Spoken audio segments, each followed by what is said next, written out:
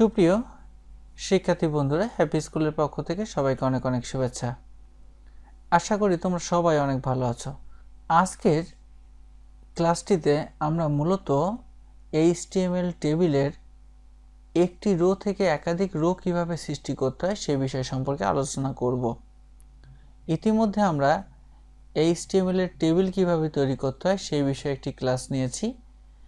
সেই ধারাবাহিকতার পরিপ্রেক্ষিতে আমরা টেবিলের অ্যালাইন করা শিখেছি এবং আমরা শিখেছি টেবিলের কলাম থেকে একাধিক কলাম কিভাবে সৃষ্টি করতে হয়।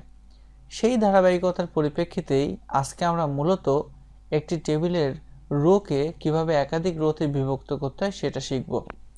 তো টেবিলের রোকে একাধিক রোতে বিভক্ত করার এই কনসেপ্টটা আমাদের অনেকের কাছে জটিল মনে হয়, বাট আমি আশা করছি আমরা স্ক্রিনে যে টেবিলটা দেখতে পাচ্ছি এই টেবিলটাকে যদি খুব সহজভাবে বুঝতে পারি তাহলে যে কোনো টেবিলকেই আমরা যদি রোতে বিভক্ত করতে বলে তাহলে সেটা খুব সহজেই করতে পারবো। তো চলো আগে টেবিলটাকে একটু দেখে নিই। তো দেখো এই টেবিলটাতে দেখা যাচ্ছে যে প্রথমে এ আছে, প্রথম রোয়ের প্রথম কলাম এ, কিন্তু সেখানে দেখা যাচ্ছে এই এ কলাম কিন্তু পরবর্তীতে দুইটি রোতে ডিভাইডেড হয়েছে। দুইটি রো থেকে দুইটি রোয়ের প্রথম কলামটা হচ্ছে বি, দ্বিতীয় কলামটা হচ্ছে সি। এরপর দেখা যাচ্ছে যে দ্বিতীয় কলাম থেকে যখন আমি তৃতীয় কলামে যাচ্ছি তখন কিন্তু আমি সেখানে জি পাচ্ছি, অর্থাৎ এখানে কিন্তু কোনো ডিভাইডেড হয়নি। কিন্তু যখন আমি চতুর্থ কলামে যাচ্ছি আই, তখন আমি দেখতে পাচ্ছি এই আই কি করেছে, মূলত এখানে এই টেবিলের মধ্যে যতগুলো রো আছে সবগুলো রোয়ের জায়গা কিন্তু এই আই একা দখল করে বসে আছে।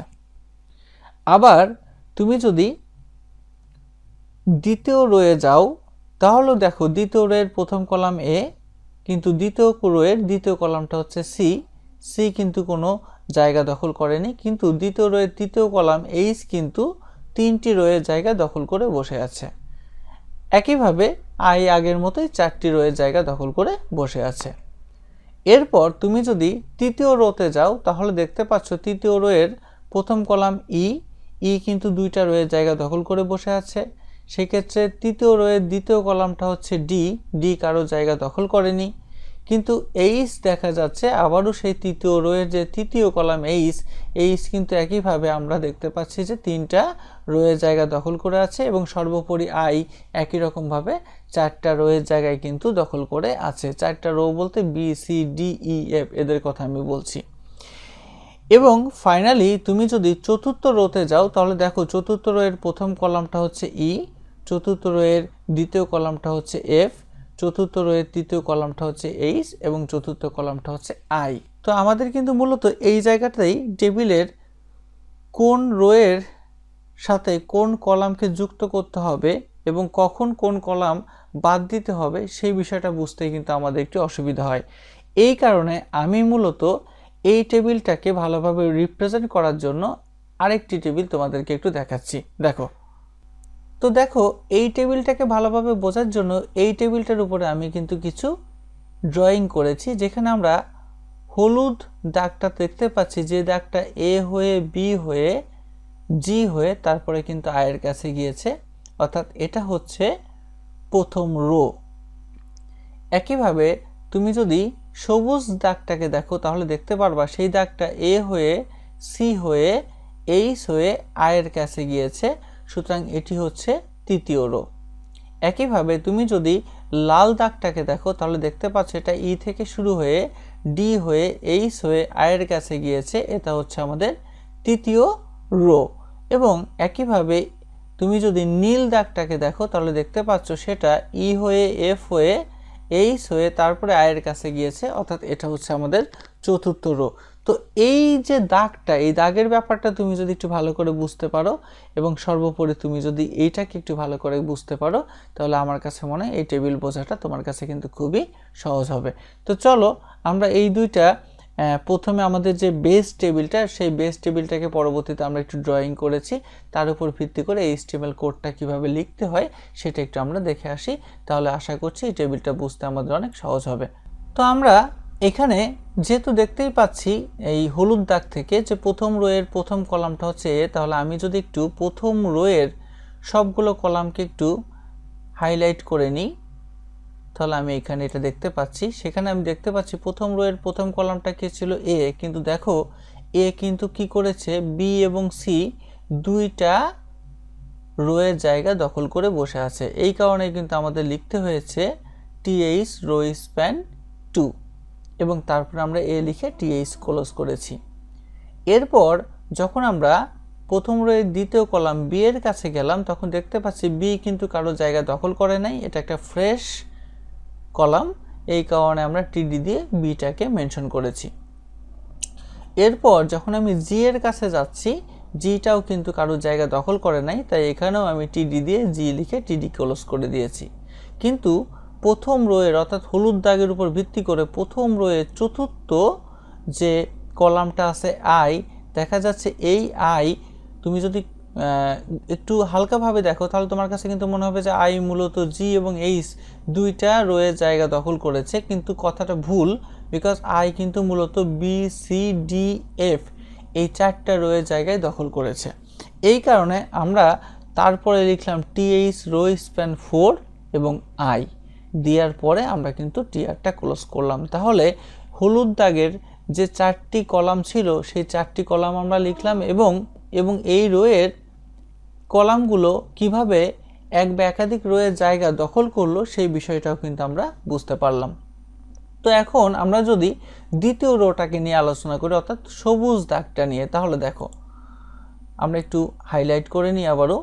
তো আমরা দেখো দ্বিতীয় রোয়ে যখন যাচ্ছি, দ্বিতীয় রোয়ের প্রথম কলামটা কে ছিল এ, বাট এখানেই স্টুডেন্ট তোমাদেরকে বুঝতে হবে যে যেহেতু এ কে তুমি আগে একবার লিখে ফেলেছো প্রথম রোয়ে, এই দেখো একে কিন্তু আমরা প্রথম রোয়ে আগে একবার লিখে ফেলেছি, এই কারণে এটাকে কিন্তু আর দ্বিতীয় রোয়ে আলাদা করে লেখার কোনো প্রয়োজন নেই।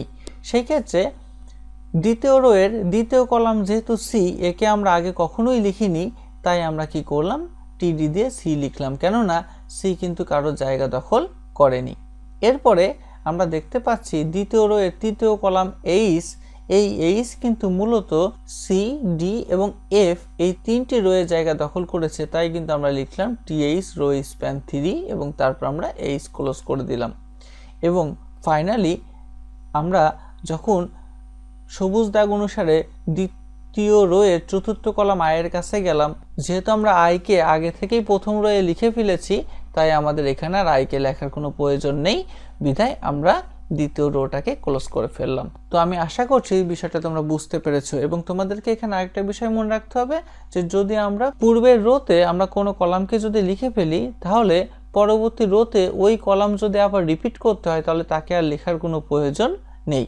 এরপর আমরা লাল দাগ অনুসারে তৃতীয় রোয়ের উপরে যদি যাই, তাহলে দেখো তৃতীয় রোয়ে দেখতে পাচ্ছি তৃতীয় রোয়ে প্রথম কলাম হচ্ছে ই, যেই ই কিনা ডি এবং এফ এই জায়গা থেকে যদি তুমি দেখো আর একটু ভালো বুঝতে পারবে যে ই কিন্তু ডি এবং এফ দুইজনের জায়গা দখল করেছে। এই কারণে কিন্তু আমি টিএইচ রো স্প্যান 2 দিয়ে আমি কি করলাম ইটাকে লিখলাম। এরপরে ই এর পরে যদি আমি দ্বিতীয় কলামে যাই, আই মিন ডিতে যাই, যেহেতু ডি একটা ফ্রেশ কলাম তাই টিডি দিয়ে আমি ডি লিখলাম। এরপর যদি আমি তৃতীয় কলাম এইচে যাই, দেখো বন্ধুরা আমি ইতিমধ্যে এইচকে কিন্তু দ্বিতীয় রোতে লিখে ফেলেছি, তাই একে আর তৃতীয় রোতে লিখব না। একইভাবে যদি আমি তৃতীয় রোয়ের চতুর্থ কলাম আইতে যাই, আইকেও আমি প্রথম রোতে লিখে ফেলেছি, তাই আমি আইকেও কিন্তু এখানে লিখব না। এটাই হচ্ছে মেইন ব্যাপার। তাহলে আমার মনে হয় যে আমরা তৃতীয় রোয়ের ব্যাখ্যাটাও বুঝতে পেরেছি এবং ফাইনালি আমরা যখন চতুর্থ রোতে যাব তখন ব্যাপারটা আরও ভালো বুঝতে পারবো। তো চলো চতুর্থ রোটা দেখে আসি। তো আমরা চতুর্থ রোতে যখন যাচ্ছি, চতুর্থ রোয়ে নীল দাগ অনুসারে চতুর্থ রোয়ের প্রথম কলাম হচ্ছে ই, যেহেতু আমি ইকে একবার লিখে ফেলেছি তৃতীয় রোতে, তাই ইকে আর লিখবো না। এরপর আছে এফ, এফকে যেহেতু এখনও লেখা হয় নাই, তাই চতুর্থ রোতে এফকে টিডি দিয়ে মেনশন করলাম এবং এফ যেহেতু কারো জায়গা দখল করে নাই, সুতরাং এখানে টিডি ব্যবহার করলেই এনাফ। এরপরে চতুর্থ রোয়ের তৃতীয় কলাম এইচ, এই এইচকে কিন্তু আমরা অনেক আগেই উল্লেখ করে ফেলেছি, সুতরাং এইচকে আর উল্লেখ করার দরকার নাই। এবং ফাইনালি চতুর্থ কলাম আই, এই আইকেও কিন্তু আমরা অটোমেটিক্যালি প্রথম রোতে উল্লেখ করে ফেলেছিলাম, তাই আইকেও কিন্তু আর উল্লেখ করার দরকার নেই। এইভাবে তুমি যদি এই কোডটা করো তাহলে এই কোডের আউটপুটটা কি পাবে তুমি সেটা একটু চলো আমরা দেখে আসি। তো দেখো আমাদের আউটপুটটা কিন্তু আমরা পেয়ে গিয়েছি এবং আমাদের এই আউটপুটে আমরা এখানে ঠিক যেভাবে টেবিলটা করতে চেয়েছিলাম আমরা কিন্তু এখানে টেবিলটা ঠিক সেভাবেই করে ফেলেছি। সেই ক্ষেত্রে আমরা টেবিল ওয়াইডটা 300 দেওয়ার কারণে টেবিলটা দেখতে কিন্তু একটু সুন্দর হয়েছে এবং আমি আশা করছি যে তোমরা টেবিলের রো বিভক্তকরণের কনসেপ্টটা খুব সহজেই বুঝতে পেরেছো। তারপরেও যদি তোমাদের কোনো টেবিলের রো বিভক্ত নিয়ে কোনো অসুবিধা থাকে তাহলে তোমরা আমাদেরকে অবশ্যই মেসেজ করতে পারো, আমরা চেষ্টা করব সেটারও সমাধান দেওয়ার। তো শিক্ষার্থীরা তুমি যদি এই ক্লাসটি খুব ভালোভাবে বুঝতে পারো তাহলে তুমি রো বিভক্ত এবং পূর্বের ক্লাসের উপর ভিত্তি করে কলাম বিভক্তটাও কিন্তু খুব ভালোভাবে বুঝে যাবে। পরবর্তী ক্লাসে আমরা শিখব একই টেবিলের মধ্যে কিভাবে একই সাথে রো এবং কলাম এই দুইটা বিষয় বিভক্ত করা যায়। তো আশা করি সে পর্যন্ত সবাই ভালো থাকবে, সুস্থ থাকবে। ধন্যবাদ সবাইকে।